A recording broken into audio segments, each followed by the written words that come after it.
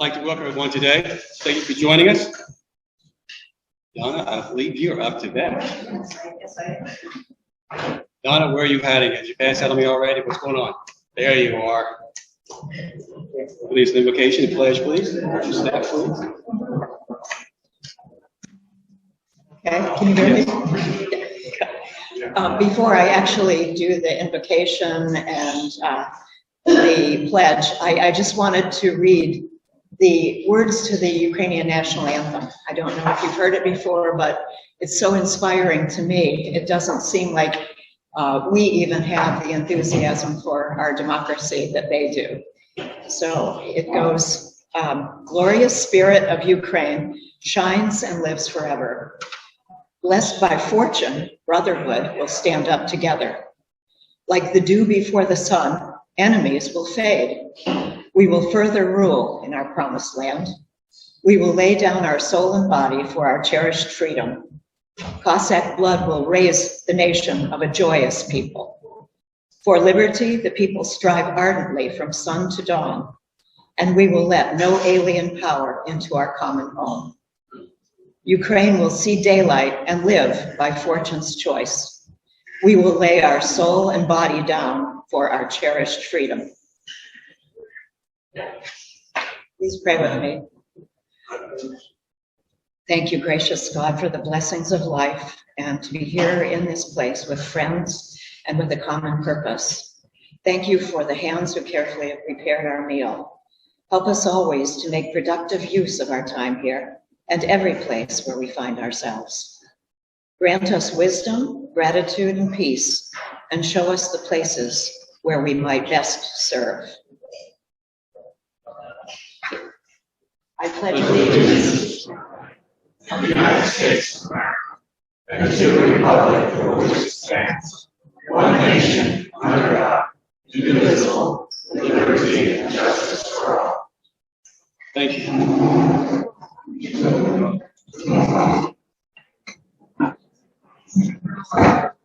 All right, this time, anybody have any updates for past minutes? Get a chance to look at them?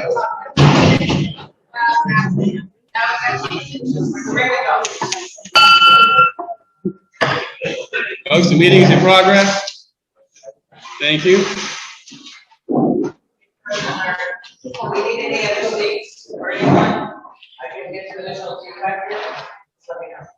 Sure, thank you. All right, I don't have any birthdays for this week, but I do have 4 anniversaries this week.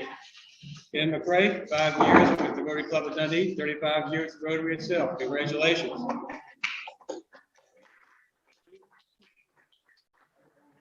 All right, we're going to have to enforce the penalties now. So it's 5 years with this club, 35 years Rotary overall. Callie had for 8 years, 35. 31 years old. It must be that new math they're teaching. I've got Sally Parks for 30 years, and Pam had for 3 years. At this point, Chuck, folks, there's way too much talking going on in here with our meeting in progress. So please just pay attention. Chuck, the floor is yours. Thank you.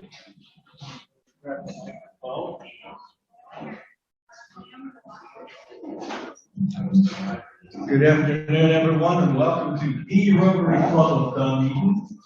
And I'm looking around. We normally start with introduction of guests, not our speaker, but introduction of guests. And I see we have a past presenter here as a guest. We have Phyllis Dorsey, the librarian of Dunedin. Who's the librarian? Speech. Okay, more to come. Phyllis is now president of the Florida Library Association. The Florida Library Association. Phyllis. Yes, it's so nice to have that recognition. Okay, so I don't see any other. Yes, everyone else looks like a known suspect.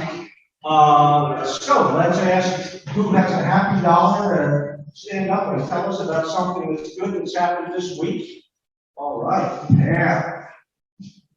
Okay, I'm pretty tight with the happy bucks, but I'm going to tell you that my daughter in Philadelphia, who got a job here at Thanksgiving and is moving here next month, finally bought a house. And it's the hardest thing, one of the hardest things in the world to do. But I'm very, very, very happy because everybody will be Yes, yes. And that brings your daughter and some grandchildren? 2 grandchildren. All right. One's only 4 months old. Okay. Yes. All right. All right. Happy bucks for anyone else? Happy bucks, happy bucks. Oh, Dave. Okay. Thank you, sir.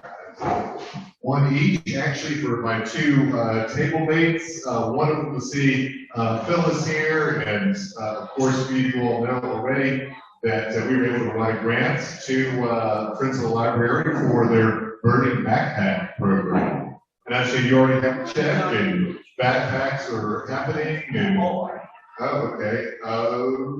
We may need to talk about exactly where the check is, but we're here to celebrate that today. So we want to make sure we get money in Phyllis's hands quickly, because I know that is happening and people are eager, excited about the program. And then Pam reminds me, of course, that not this evening, but a week from this evening, the Business Owners of Color Alliance is meeting, and we're not meeting at the hub, this time being online, but I greatly appreciate the Chamber's help and support with that. So if you know of any business owners of color in North Pinellas, let me know. Send my way. We'd love to connect with them.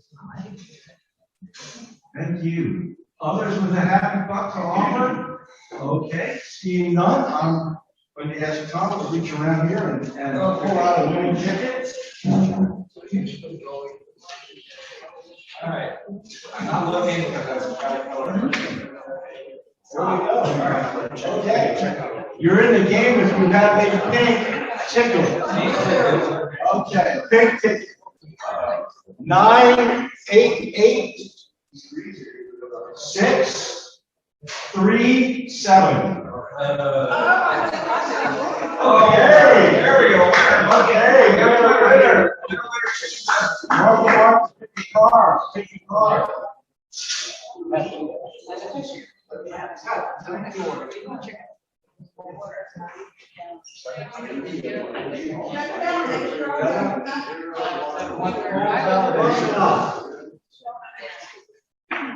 The Jack of Hearts, you win $10. Here you go. $10. Okay.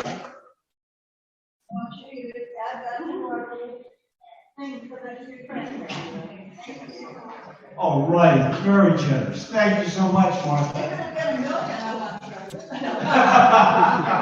Generosity sees. Yes. Okay, back again, and we pass the mic back to our president. All right, thank you. At this time, we have a small change. Tom? We have been presented an opportunity as a club. A family, a Ukrainian family, has moved to the area, and the host family is seeking financial support to be able to support them here, and they're asking our club to support them. They've asked for a $500 gift. Now, policy, not tax law, but policy says we don't give money to individuals. And that's been a practice at the club for a long, long time. That's a policy that the board can take exception to and pass the action. On Thursday of this week, the board is going to entertain this question. And I'd like to see a raise of hands as to whether we're supporting the issue, give the money, or we're not, because that will drive the board's decision on Thursday. So if you are supporting us giving this family, by the way, we don't have details on the family. We just know they're Ukrainian refugees. The host family is seeking aid and support. That's all we know at this time. So if you're in support of that, please raise your hand. If you're not, we can share. Can I suggest that you might funnel it through a church or something? An agency would be better than a church. We'll look for that if we can do it, because that would be our preference. But at this time, we're just being asked. I'd like to see hands of those opposed, please. Those opposed. Are you opposed? Oh, no. Thank you. All right, thank you for your shared vote. We will take that up in the board meeting on Thursday. Thank you, Larry. Thank you for bringing it up. Can I just add that, Bob and I talked Thursday. So in a couple days, we'll have one. Great. All right, so thank you all very much. Well, this time, Pam, I'd like to introduce you. Introduce our speaker, please. Yes, I am. Okay. Sorry. Coach too. Yes, sir.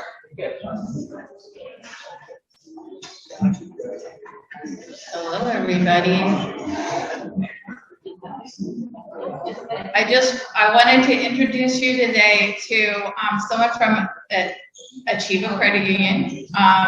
Stephan is going to blow your mind talking about cybersecurity today. I went home, I listened to him speak the other day, and went home and started asking my husband a bunch of questions, started changing all my passwords. So I think you will really enjoy this presentation. Start formulating your questions. But it's my pleasure to introduce you to Stephan Gonzalez.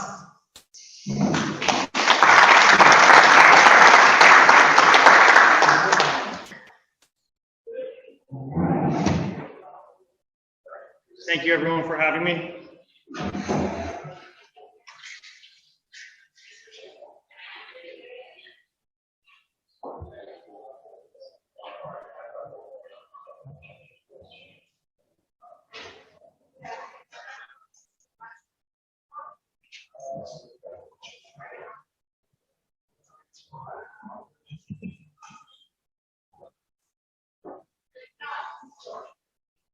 All right.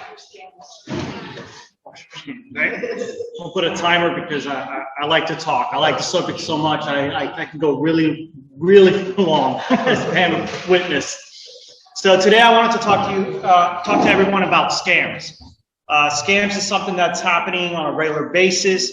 It's affecting businesses and it's affecting individual citizens across the nation and the world. So some of the things I wanted to cover today were scams to watch for, how to protect your accounts, and what to do if you're a victim. And I gave some resources at the end, and I can share these slides. So some of the major things that we need to watch out for out there is seasonal scams.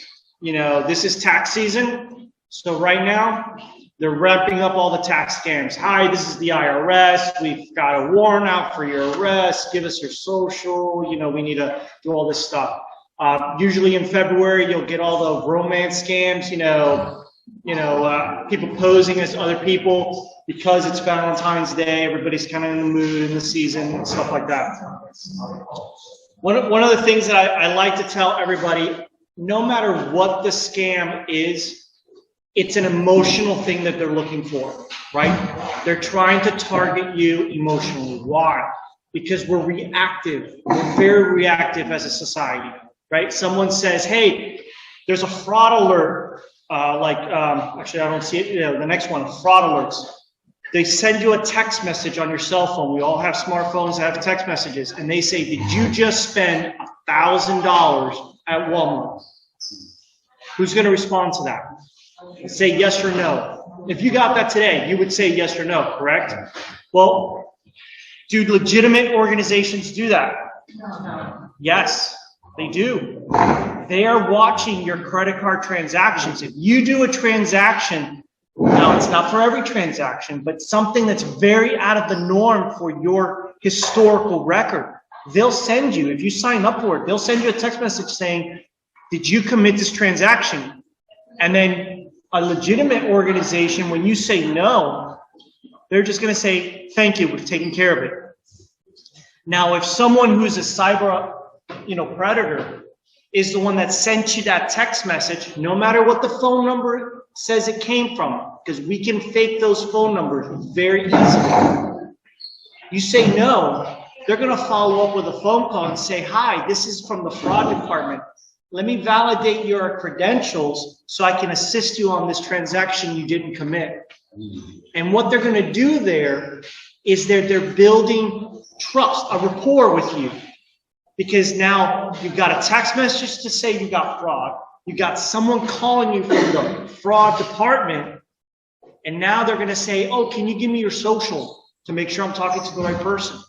Can you give me your, login credentials or your password or something or another? And what they're doing is they're collecting data, not necessarily to do something bad to you right now, but they're creating a profile on you that later on they're going to use to commit some type of crime either on your bank account or with your financial institution.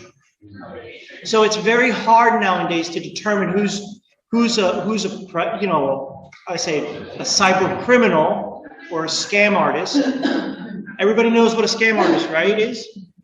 It's just a reuse. It's a new word for an old trade, which is called a con artist, right? We all know a con artist, right? Someone pretending to be something. I'm going to sell you beachside property in Arizona, right?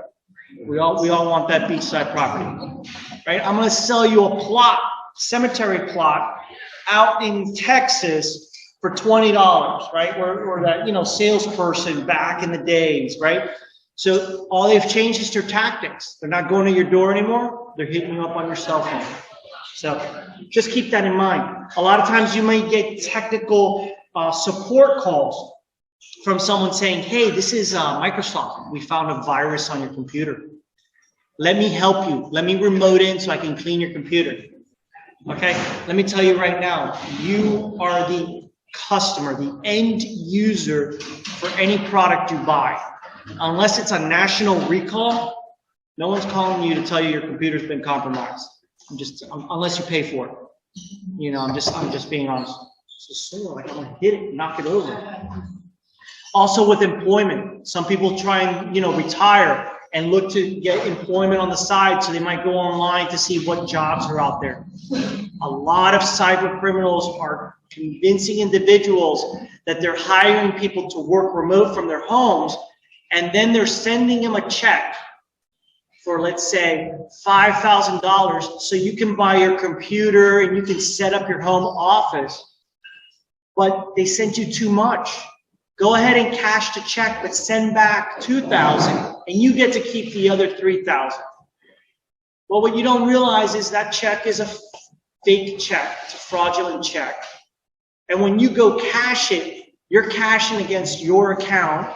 Then you're sending them money, which they're just going to take and run off. And now you're stuck holding the bill of a $3,000 check that you can't use, or $2,000 that you can't use because it bounced and now it's debted to your account and you're stuck losing money.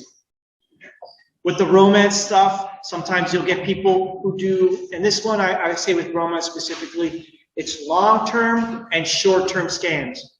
A text message to your phone, short-term scam. They're going to hit you real quick and move on to the next target. Long-term scams, we've all heard of romance scams, right? Someone who you build trust, you've never seen, random profile on some website, whether it's Facebook, Instagram, some dating app.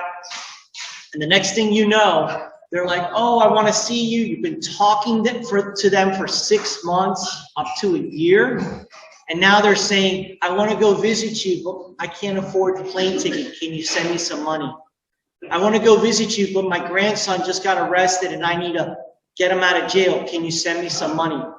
Working at a financial institution, I have seen this numerous times over and over again. And we will tell the member, this is a scam, and they will fight us tooth and nail saying, this is my money and I will do what I want with it, which is absolutely true. And what they end up doing is they take all of their savings and they send it out to someone out there, and then they'll come back 2-3 months later saying, you were so right, I was scammed, and all of their savings is gone. So these are the things that you have to keep in mind when you're out there you know what they say, use technology to your advantage, but you have to verify, right? You know, if it's someone, you know, even with, you know, you're going to go on a dating app. Oh, let's go. Okay. I'm going to tell a friend, I'm going to go meet somebody that I've never met before, so they at least know where I'm going. And if something happened to me, what was the last thing I was doing? There's no shame in telling that to people. There's no shame in asking your family for assistance. My family asks me all the time. It drives me nuts. But I'm there for them. That's what I do. I love this. I love knowing about this. Here are some ways to help you protect yourself. Freeze your credit. It's free. Go to all 3 credit bureaus and just say, I want to freeze my credit. Go online. You can do it online in 10 minutes. And you can freeze all your credit. Just remember that if you're ever going to apply for a loan or a credit card or something like that, you have to unfreeze it. And you don't have to permanently unfreeze it. You can just do it for a window of time so that you can do your transactions. And that way, it prevents from people randomly opening lines of credit under your name, pretending to be you, and then you find yourself with a whole lot of debt that you have to show that it wasn't you when everything says it was you. Keep your computer up to date, or your phone, mobile phone. We all have a phone. Actually, mine's up here, right? Just make sure you update it. Make sure your computer is up to date.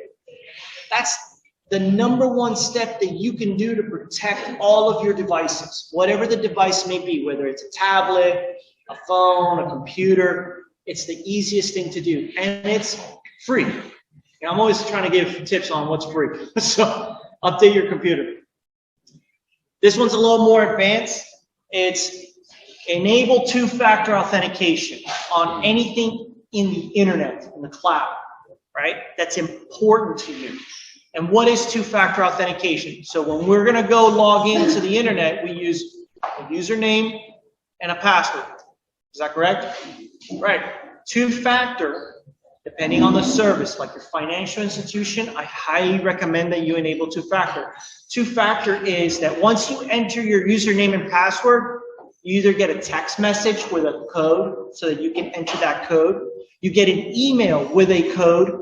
So that's that second factor, that second thing that no one can guess because it's computer generated, Johnny on the spot. It changes every 30, 60 seconds, right? So for your financials, I would recommend something like that.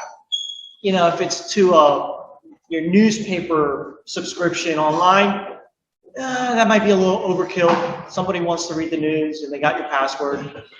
I don't see what's the issue there. But you want to do something like that with all of your sensitive accounts. Don't trust caller ID. I mentioned it earlier with scams. Caller IDs are easily spoofed. I can put a caller ID, a profile on my phone and call any of you, and if you have Pam's number on your phone, it's going to say Pam. Next thing you're going to hear is my voice. So don't trust caller ID. You know, that's just something, one of the things that criminals are trying to use to trick you into building that rapport again. And also, please never give your password or security code out to anybody. Even if they call you at the bank. Your bank does not need your password. Do you know why? Who are you calling to change your password? The bank. So they don't need your password. So don't ever give your password to anybody. And what I mean by security code, it's that 2-factor. You know, that code that they text you or they email you. Don't give that to anybody. If you're ever in doubt and you're talking to an organization, whether it's a credit card company, a financial institution, just say, you know what, thank you for your call. I'm going to call back. And call the number on your credit card. Call the number on your bank website or your credit union website. Don't trust the number they give you. Don't trust the number that they text you or email you. All of those things can be manipulated. So I always say, go to the source of truth, right? Who owns the website? Every company owns their own website. Can someone change the phone number on the credit card on the back of it? No, sorry, unless they stole your credit card, changed the number, put the credit card back. That's a little too much. but they're going to go for just things to trick you into believing that they're legitimate. And please, never reuse your passwords. I know everyone at some point might have been guilty at, oh, this is a really good password. And then you add a letter to the next website. And then you change that letter to the other website. And you end up with the same password with 5 different variations. On average, it's 5 variations. This is national studies. So please don't reuse your passwords. I highly recommend to anybody, use random passwords for all of your websites. They don't have to be special character, upper, lower. Don't even think about it that way. Nowadays, they've already proven, use a passphrase. Come up with 3 words, put them together, and that's your password for whatever site you're using. So now you have 3 words, which is a lot of characters, a lot of letters in there. And that's more secure than having all this crazy stuff that you can't remember. Because I don't remember them. I use an application to manage all my passwords. Between my personal accounts and my work accounts, I have over 800 passwords. So I can't remember that. So I just have a program that does it for me. And it always generates random passwords for me. And I just say copy paste. The only password 2 passwords, as Pam corrected me last time, the only 2 passwords I know in my head is my banking. No one has that password. And the password to the program that protects all of my passwords. That's it. Those are the only 2 passwords. I got other things to worry about than passwords. Here's what happens, what you want to do if you are a victim. Please file a police complaint. Your financial institution is going to ask you to file that complaint. Contact your financial institution. Let them know. Maybe they can get your money back, right? File a complaint with your local consumer protection, Federal Trade Commission, the FBI. FBI wants a lot of details, so maybe that's not the best, but they are an option. Everyone can file a complaint with the FBI for free. It's on their websites. Local consumer protection, I know, actually Pinellas County Consumer Protection was just in the news for busting a 2-year investigation and busting scammers who were scamming people out of property sales. So they were coming in pretending to be somebody who had a buyer for a property. They would ask for a fee, and then they would disappear. It took them 2 years, but all of the assailants it was 3 individuals, all got arrested and prosecuted and convicted, which was awesome. Monitor your credit report. Again, it is free, so just pull your report from time to time. If you don't have a new car loan for a $120,000 car, you may want to raise your hand and call the credit bureau and call who has that account, figure out what's going on before you get the bill, right? So check your credit report. It's out there. And change any passwords that have been compromised. So if you are a victim of, let's say, someone pretending to be a financial institution and you gave them access to your bank account, make sure to change all the passwords associated with your bank account. This happens on a daily basis. I've written so many procedures for at least my organization, and I can see that they're doing them all the time. I see all the emails. So-and-so called because I'm part of the risk department. So I see all those emails of all those complaints. And we executed these procedures and these procedures and these procedures. Our standard practice is, once you tell us, we will set the system up to ask you to change your password. But that's only for our systems. If you gave someone access to your email, change your email password, because again, that's how they're going to leverage your email to convince all of your contacts, whether it's from this group or your family, that they should do something using your email address and pretending to be you. That's what they do. And then here are some references if you ever wanted to file any complaints. And there's all this information is available on all these websites. Since we've had so many cyber attacks and so many scams in recent years, they have really built up a lot of knowledge base out there on the web where you can just go in there and say scams and fraud, and they will just list everything under the sun that you can even think about. A lot of these have like the FTC at the bottom where it says report fraud, they have an entire checklist to say, hey, if you're a victim, follow here. Step 1, step 2, step 3, step 4. You can go down that entire list. All of them have a list from here to say they kind of vary a little from organization to organization.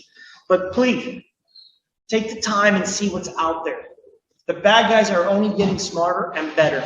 It's no longer, we all remember the Nigerian prince emails from back in the day. You've won, the Nigerian prince died and left you millions of dollars. We just need your bank account information, right? Do you know why those are still around? Because they work. They're the oldest that we can pull out to say, hey, don't fall for this. And they still work today. People are still giving their bank account information. So we just need to have that little, take ownership of our electronic footprint and protect ourselves by doing some simple steps. Don't reuse passwords, lock your credit, freeze your credit, do things like maybe 2-factor here and there, and then report it. So scams are way out there. I was telling Pam in the last presentation, which was a different format, business email compromise. That is someone pretending to be somebody from a company like the CEO, CFO, COO, sending an email to an employee is a $2 billion industry last year alone. So with $2 billion, do you think they learned how to use spell check on emails? I think so. Actually, some of the scam emails that I've seen have better grammar than employee emails that I've seen. They've gotten smart. It's not someone living on the basement of someone's house or anything like that. These are professionals. They drive Maseratis, women, men, girls, boys, whatever the additional prefixes that they are using nowadays, it doesn't matter. They're smart and they're adapting quickly. So not to scare anybody, but we have to be active in our protection. And do I have any questions? I was told I got to keep it chop chop. Yes, ma'am. How protected are we when we do all our transactions with automatic payments? Automatic payments, you're good on that one. So when your financial institution sets up a relationship with the automatic payment, all of that is double and tripled and quadruple checked. The only time that it's not going to be, secure is if someone logged in as you. So if you accidentally gave someone your login information, that's when, at that point, it takes a while for us to realize that it's not you logging in. Yes, sir. The last couple of scams that I've experienced have come through Messenger on Facebook. Yep. Which makes me really call into question the integrity of Facebook. Any thoughts? I guess accounts are getting hacked and then they can access their communication form. The problem with Facebook is that no matter how fast Facebook brings these accounts down, they're generating fake accounts faster than they can identify them and bring them down. There's no real easy way to say this is a robot generating an account compared to this is a real person generating the account. So they're going to leverage Facebook. They're going to leverage Facebook Market. They're going to, no different than sending you a random text message. Don't think because you got a scam that your information got spilled.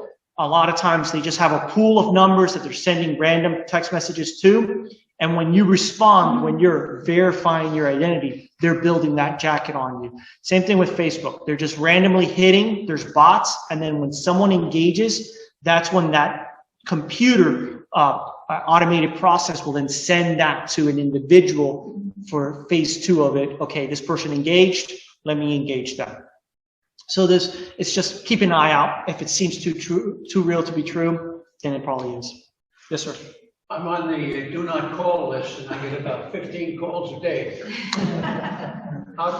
What's that? So don't worry, I get, not only do I get calls from the do not call list, but I also have about 150 vendors on a daily basis because I'm on some database out there. that everybody calls me. I mean, I had a gentleman call me on Sunday, I want to buy your house. I was like, I'm at church. I'm about to strangle you. So I hung up on him. So the problem with that is the do not call list is a registry where organizations have to willingly follow the do not call list setting. And that's the problem. A lot of that auto insurance, your warranty on your auto warranty is going to expire. Those aren't legitimate organizations. Those are scams. They just want to get you on the phone so you can give them their information. So they're not going to follow the do not call list. The do not call list doesn't. It works for real businesses. Like, so Achieva Credit Union, we have a process in the company that anytime someone either opts out of contact or they're on the do not call list, those numbers automatically get removed from any of our advertising.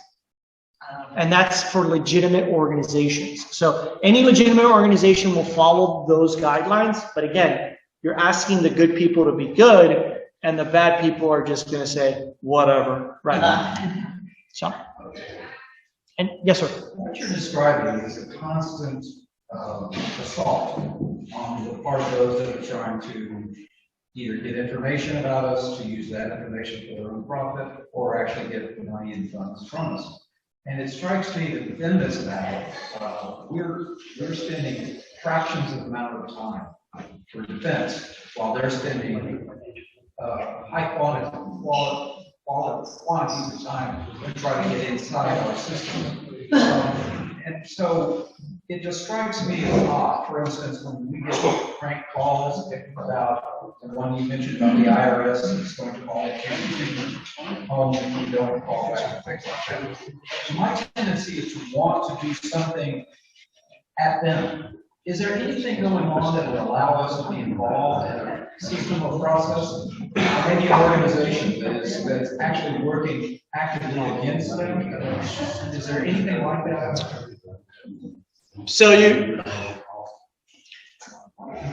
hit 2 points that I want to make sure. So from a defense perspective, you have to think about it this way.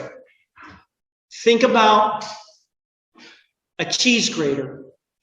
Cheese grater. A cheese grater. Okay, got Swiss cheese. Got the visualization. So think of a cheese grater. And as a defender, because that's what I am, it is my job to patch all the little holes. Right? As an attacker, I only need to find one that you forgot. So that's the problem of defense. That's always why it's always we're always chasing, we're always chasing. So you do remember the Hillary emails were given to the person because he contacted Leon Panetta and said, well, we found something in your system that says there's a bug, and he opened the file. And that's what allowed the whole system of the Hillary emails to start. So he was actually trained at cybersecurity, Correct. And he opened the door. So us, we're out here and they're trying to open our door constantly, and right, and that's why you have to, like I said, are you ever going to be able to? Again, my opinions. I'm talking here on my opinions, not my organization. I gotta throw that caveat out there, right? Are you ever going to be able to 100% prevent someone to get onto anybody's system? No, because there's enough money and enough talent on the bad side to get into any network, whether it's government, financial, it doesn't matter. So what the goal is to educate individuals, educate organizations, for them to have the best practices so that they are not the preferred target, right? So it's like I tell some of my younger new hires in the organization, it's like the zombie apocalypse. Are you ever going to outrun the entire zombie horde coming to get you? No.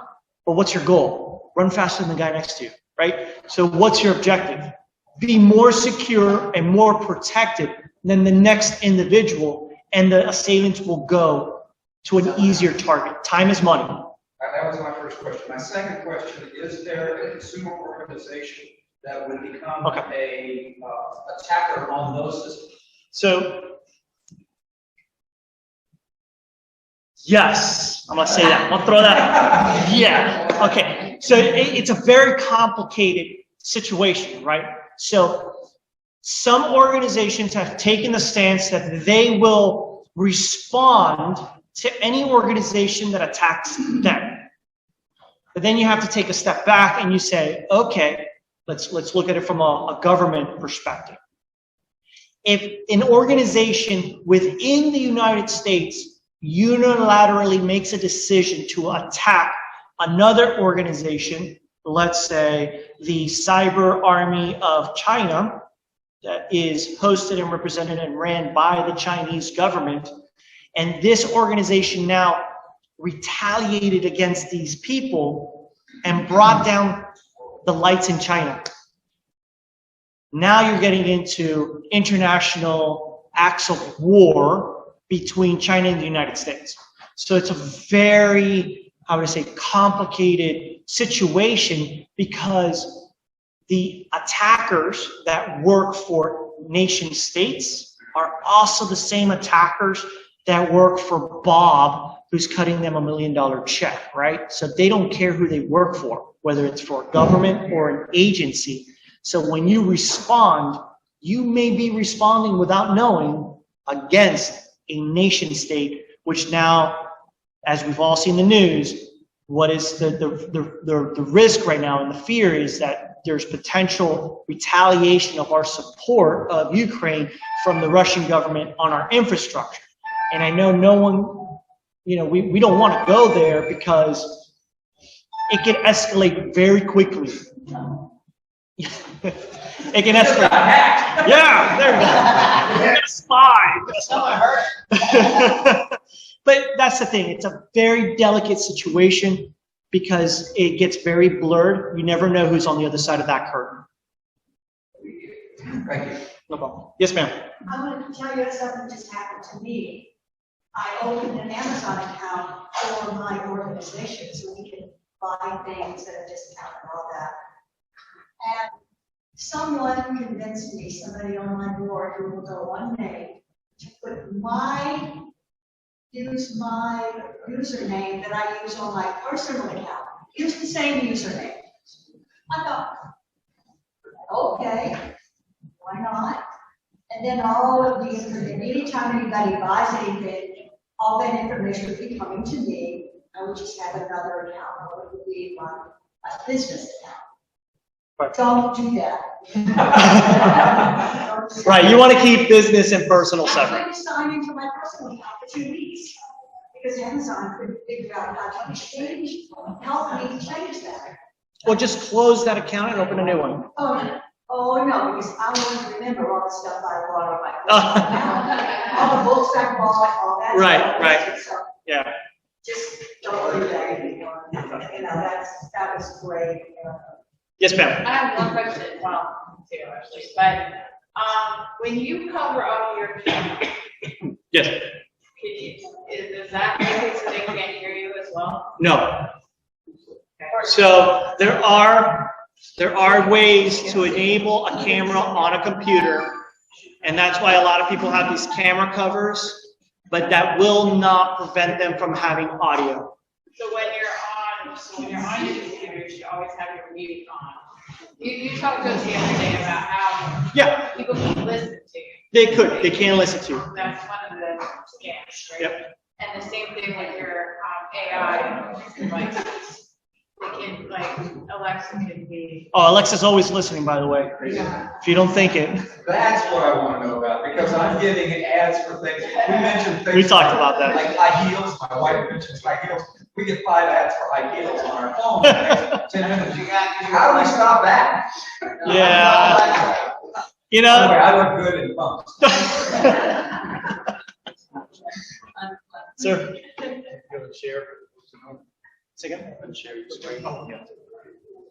Yeah, thank you very much. I have a book. Pat, did you want to introduce the book? I will have one up here.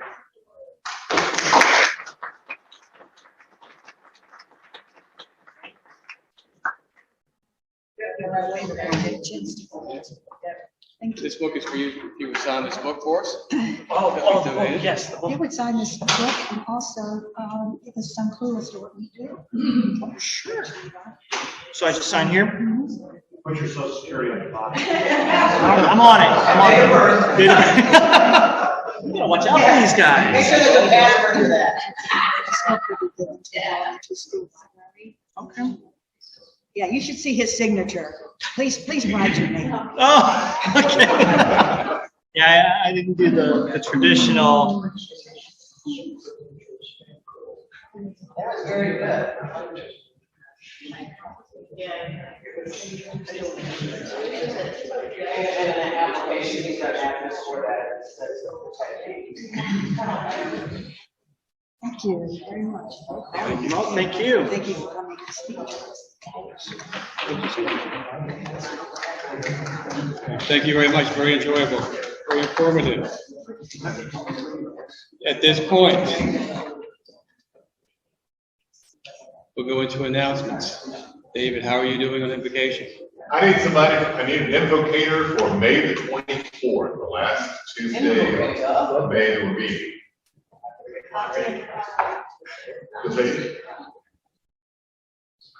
All right.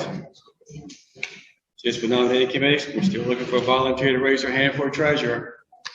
Thank you, Pam, did it. Thank you. Thank you, Pam. Everybody's making it. I'll write you down there. Thank you very much. Did you have announcements? Yes, go ahead.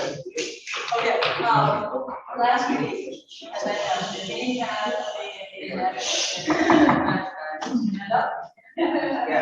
we had an international committee meeting, and it was very, very productive. And we talked about Ukraine and thank you more for sending the YouTube information on the family. And we'll follow up with that with more information. And besides that, we talked about the trip to Kenya. David is going to make it with Lisa and Troy. And we have sponsored, not adopted, sponsored a little girl that's an orphan.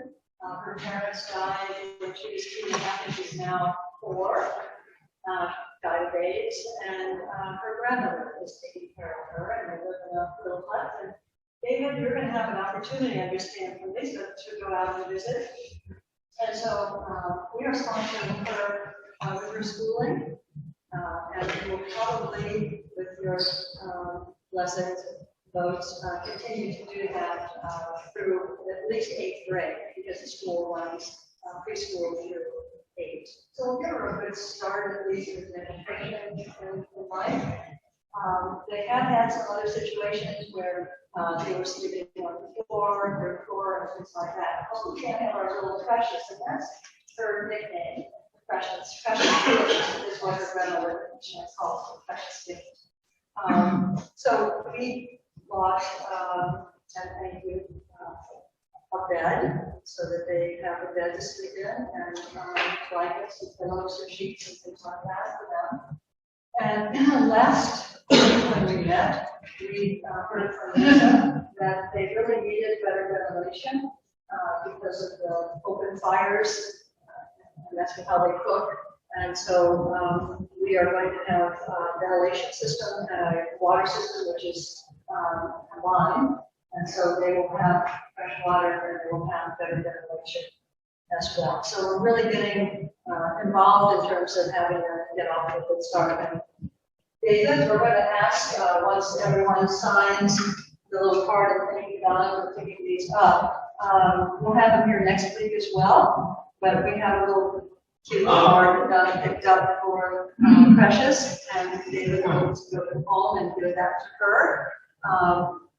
We also have coloring books and a couple of little things that we're going to put in just in case and take over too. And this is for the grandmother. And we just want to introduce ourselves as Rotarians, as individuals that really want to do this in their lives. So thank you very much, everybody, for supporting this, and thanks for doing that meeting.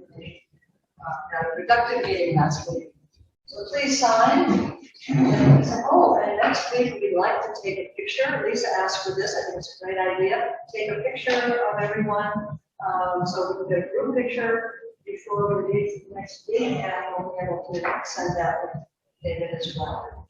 David, thank you. Absolutely. Thank you all for your support for Charlotte Bread. Great work. Thank you. All right, triathlons, May 22nd. 19 days. Hardly no one signed up to volunteer. Last year, we were short on volunteers by about 10 people. Please sign up. Terry sent it out to everyone. Please sign up. Find something you want to do and sign up, please. Is there no one has to be there? Not everyone has to be there at 4 o'clock in the morning, but you've got to be there for the police to close the road, which they're closing it early this year because of issues they had with fishermen last year. Right now, they're closing it around 6 o'clock. So please think about signing up what you want to do to help with the race, and please sign up so we start getting accurate count. Because the high school is going to be challenging this year because they're in the middle of exams. We hold this race. They only have like 1 day of school left. Our race is Sunday. I think the last day of school is Monday, which is they're finishing up their last exams. So I don't know if we can count them or not, or how many of them are actually going to show up. So please sign up so we know where we're going. David, do you have it? Go on in. Okay, I'm going to steal some time. Actually, John, I actually rely on my camera, and I'm going to invite Phyllis up. As I mentioned during our Happy Dollars, it's been a joy of the grants committee in our club to provide a $1,000 grant to Friends of the Library for their birding backpack program. And Dave Kelly, our treasurer, is looking for the check to make sure that we've got that to you. But I wanted to give Phyllis you just a moment. Tell us about the birding backpack program in 30 seconds or so. All right. Well, thank you. Well, the Friends of the Library, we're so thrilled that you guys will be sponsoring this program with them. So we are going to have available for our community birding backpacks, and here's just a sample. So inside are binoculars for adults and kids, and then it will also have some birding information. We're also working with Florida State Parks for information that will be going on here. We'll be having programs at the library with the Audubon Society, and actually partnering over with Honeymoon Island on their birding information as well. And I have to tell you guys a funny story. We're getting all of the logos monogrammed on the bag.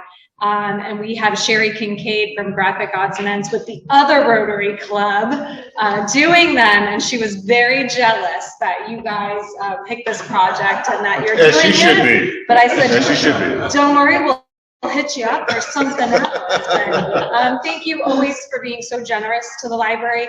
The article was in the Beacon, and we got calls the next day. People were like, I want to check out a birding backpack. So we're like, we just got to get the check. But we're really excited about that. So Rotary will be on all of this information. And it's just a great way. It's all ages. And when I pulled in, I don't know who's parked next to me, but there was a beautiful red cardinal on your car that just landed on it. So cardinals are a sign of good luck. And so I thought this is great luck for our program. Yeah. All right. Well, Phyllis, thank you for all of you. You want a sneak peek? Yeah, I have it here, so you can check out what's in here. So this is our sample bag to show off. Thank you. Thank you so much. Yeah, would you like to talk about the blood drive? What can I say? Give a blood on the 24th. If you can't come, can't give, send somebody. So let's see if we can just fill a bus. We're just trying to fill a bus. And a little interesting story, and that is, since everything went with COVID, I'm talking to got in contact April over the blood mobile, and they have twice as many buses as they ever had after COVID. And something I guess I should have known better, but what they used to do, they used to pull their buses out to go to all these big high-rise buildings that you'd see. And of course, everybody came down for lunch and they did blood, and then they stay there for several hours. There's nobody in the buildings anymore. So that doesn't work so well. So that's why they went out and got all the extra buses, and they collect half as much blood today as they used to. Twice as many buses half as much blood. So it's just, it really is at the point where, one thing with blood is, you can't make it, you gotta get it. And some people have some pretty, hard to come by blood. So if you do, try to give if you can. And I understand, there was a while 2 years ago I couldn't get blood. It happens to everybody, especially some of us, as much as you hate to admit it, some of us are getting older, but if you can, I'm speaking about me, if you look at this, it's not as good as it is. But if you can give blood, please do. If you can't, go find some grandkid. There's somebody else at the end who wants to give a little. Buy somebody, bring it. Give as much as you can, but it's coming on the 24th. Yes, So what do we got on the 22nd? The triathlon. Wow, so you know what? Eat a really, really good, after the triathlon, eat as much stuff as you can. Really eat a bunch on Monday and then get Friday.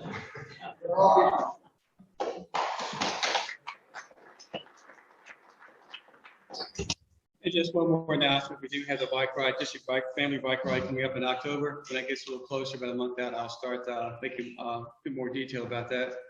Because they will be looking for volunteers from each Rotary Club to assist with that. It is going to be up north of here. It was going to be here on the Pinellas Trail, but they moved up north where it's a safer place for people to ride on the trail up there, which I forgot the name of it. But I'll make that information more available. Does anyone else have any other announcements for us today? If not, if you'll join me in a four-way test.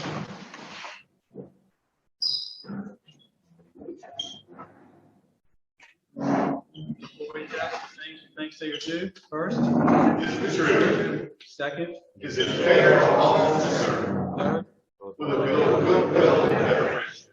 And fourth. Will it be beneficial to all concerned? Thank you everyone for coming out today. Steve, thank you for the program. We are adjourned.